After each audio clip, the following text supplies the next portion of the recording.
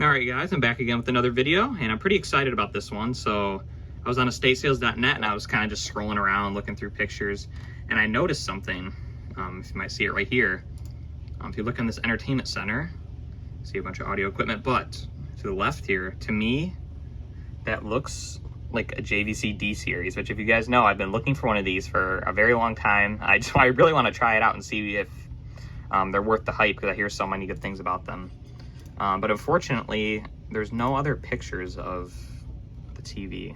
It's literally, that's the only one. So I'm also going to try to get the Sony monitor too right here. It's a really good model, so I'll try to get that. But yeah, anyway, I'm going to go to the sale and we're going to see if this is a D series. The only thing is it looks very big. If it's a 36 inch, I'm going to have to leave it. But hopefully it's a 32 at the smallest, at the biggest. So it'd be really nice if it was a 27, but I doubt it. So anyway, let's go to the sale and see if it is a D series. I'm pretty sure it is. I don't know what else it would be. So yeah, let's go see it.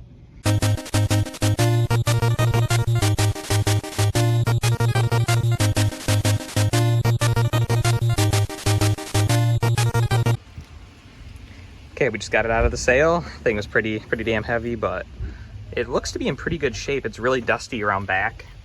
I'll show it a little more in a minute, but it looks pretty nice from the front, and it has the door, which is really cool.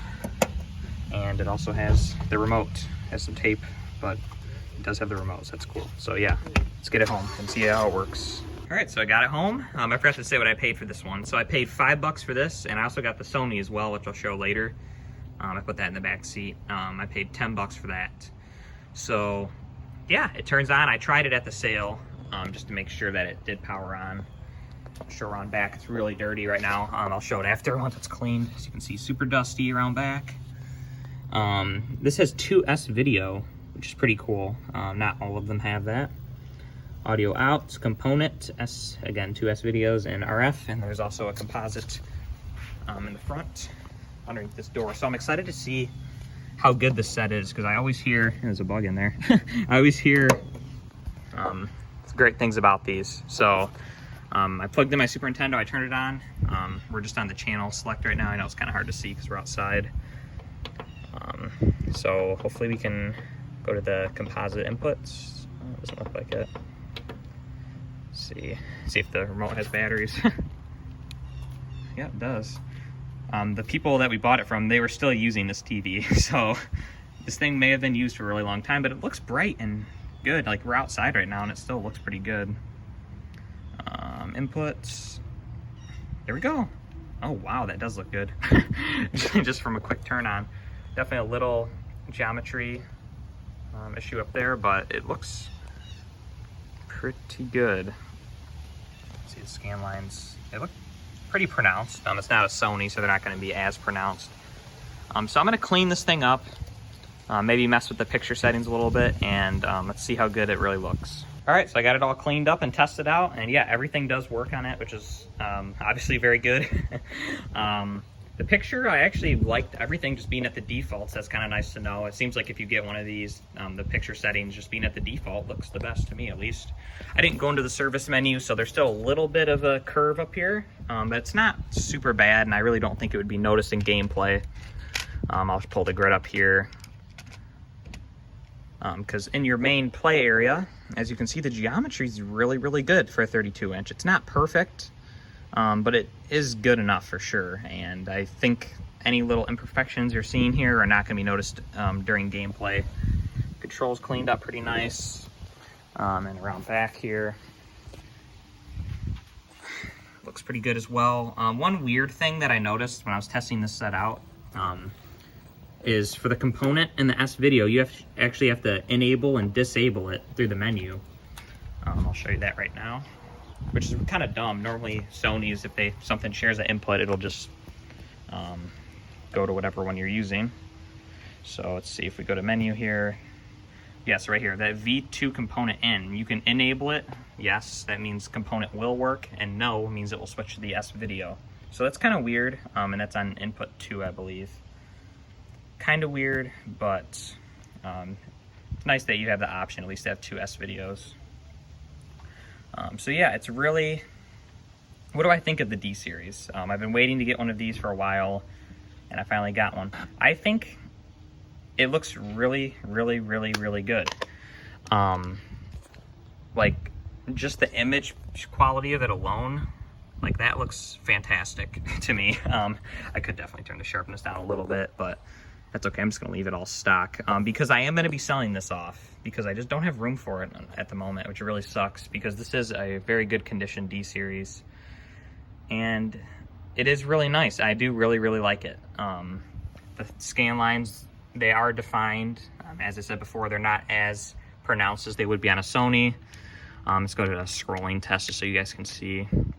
Like, the geometry isn't perfect, but because we have curved glass, like, you're not seeing any, it's hard to see in the sun, guys, but nothing's deforming as it's scrolling across the screen. It looks very uniform, very, very nice.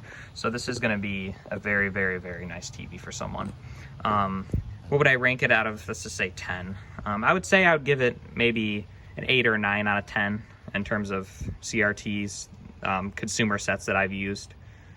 It's not perfect. The build quality feels pretty good, but definitely does not feel as nice as like a Sony, for example. The menus are nice. The remote is nice, so easy to use. I do like the remotes. The input selection's very good. So yeah, overall, very, very good TV, and I would definitely recommend if you see one of these to pick it up. Because yeah, it is definitely, I would say it is worth the hype. At least this particular one. Like, you know, there's none of that Sony Vega or Vega or whatever, when the screen's flat and this is scrolling across. Like, there's no like warping going on. It looks very, very, very nice, and I think this would be a very good TV for gaming, for sure. Yeah, and I think the actual casing of it looks very nice. It looks kind of modern almost, in the way it looks, maybe a little futuristic even. So very, very cool set, and I'm a fan. Hopefully I can find a 27-inch one day. So yeah, anyway, thanks so much for watching, guys. I appreciate the continued support on these CRT videos. This one was not found on the curb, unfortunately, but yeah, so let's go look at the Sony real quick. Okay, here's the Sony monitor. Unfortunately, I totally forgot to get footage of it at the sale, so I'm sorry for that, guys, but I just, I was too excited, I guess. But this thing is awesome. Like, to be honest with you guys, I'm probably gonna hold on to this one. But it's really, really high quality CRT here. So as you can see, we're running at 1024 by 768 and running at 60 hertz just for you guys to reduce the flickering, because I had it at 85. As you can see here, you can go down to 85. Let's do that real quick just so you guys can see. Yeah, and it gets really flickery for you guys, but it looks amazing in person. And that's why I have the screen calibrated, so you're gonna see some lines, like how the screen's not full all the way, but that's just because the refresh rate's different. But yeah, this monitor looks absolutely fantastic. I have a grid pattern for you guys here. It's full screen, and let's zoom in a bit. You can see the geometry is very good. It's actually looks a little messed up right now just because of, in the upper right, just because we're running at 60 hertz. It looks perfect on 85. But yeah, even so, I mean, it still looks really, really good.